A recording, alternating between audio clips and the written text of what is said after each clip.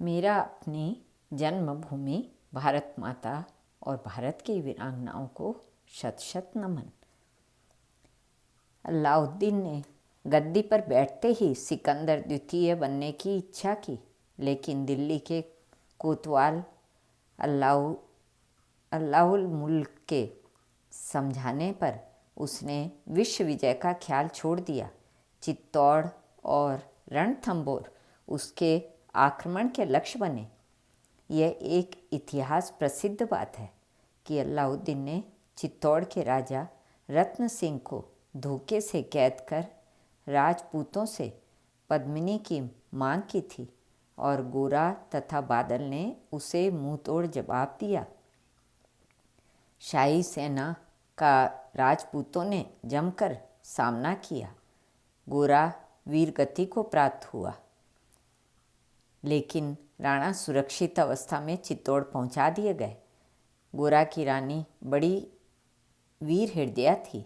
उसके सतीत्व का बखान करते हुए मेवाड़ की जाहो जलाली का लेखक लिखता है कि शूर सती, तुम्हारा जितना भी बखान किया जाए थोड़ा है। बादल यवनों को खदेड़कर घर वापस आया। कुमान रासों में इस साके का बहुत बड़ा सुंदर वर्णन किया गया है। बादल उस समय केवल 12 साल का लड़का था, परंतु उसने जिस वीरता से काम लिया वह इतिहास का एक स्तुल्य अंग है।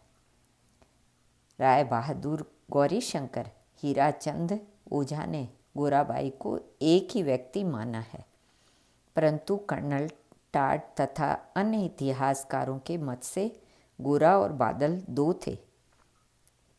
एक चाचा था, दूसरा भतीजा। गोरा की रानी ने उससे कहा, तुम मेरे पति के पराक्रम का वर्णन करो।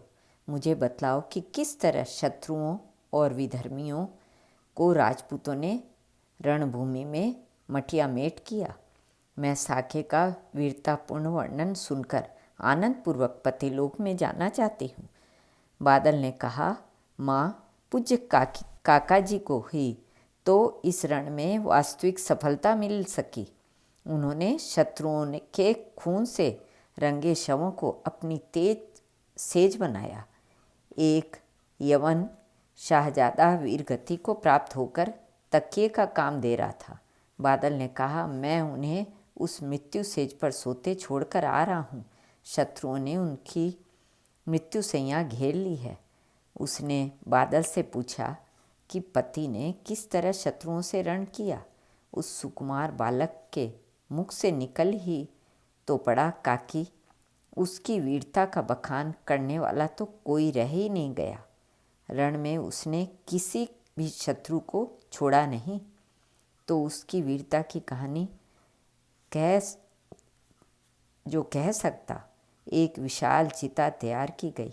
अग्नि की ज्वाला प्रज्वलित तो उठी। गोरा की वीर पत्नी ने कहा, प्रियतम को मेरा अभाव खटकता होगा।